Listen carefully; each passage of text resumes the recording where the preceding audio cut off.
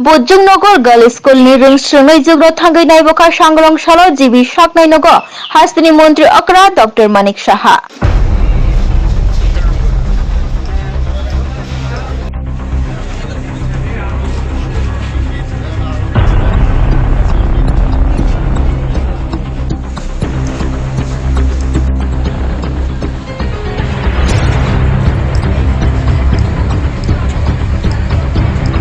ওটার সময় এই ঘটনাটা ঘটেছে যে প্রায় আমার কাছে যা খবর এসছে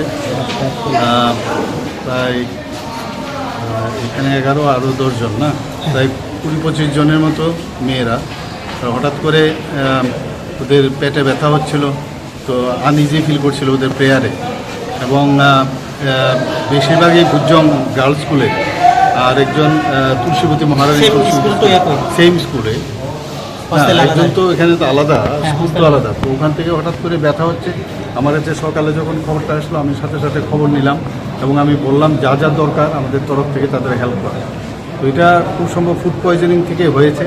তো আমি আধিকারিকদের বলেছি যে এই বিষয়ে পুরো রিপোর্ট আমাকে দেওয়ার জন্য। এখন পর্যন্ত 11 জন এখানে আছে, 10 জন বুজ্জং গার্লস স্কুলের স্টুডেন্ট এবং একজন হচ্ছে মহারানী তুলসীবতী স্কুলে,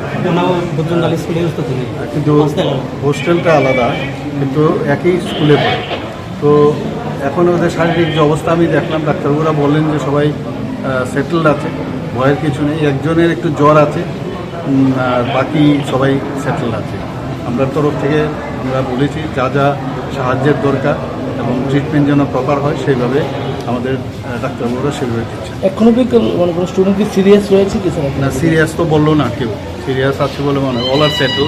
আরেকটা ভালো জিনিস হচ্ছে এনএচএমের যখন খবর পেল, এনএচএমের যে অ্যাম্বুলেন্স গাড়িটা তৎক্ষণাৎ চলে এসছে এবং ওদেরকে রিট্রিভ করে এখানে নিয়ে এসছে। এটা হচ্ছে সবচেয়ে মানে সময়টা কিন্তু একদম নষ্ট হয়নি। সাথে সাথে ওদেরকে প্রায় 4টার মতো অ্যাম্বুলেন্স ছিল, তাদের অধীনে সবাই মিলে এখানে নিয়ে এসছে।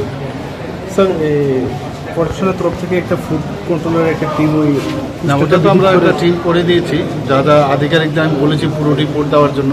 আমি এখন সেক্রেটারিয়েটে যাচ্ছি, গিয়ে পুরো বিষয়টা আবার আমি আলোচনা করব, যা যা করার আমরা করব।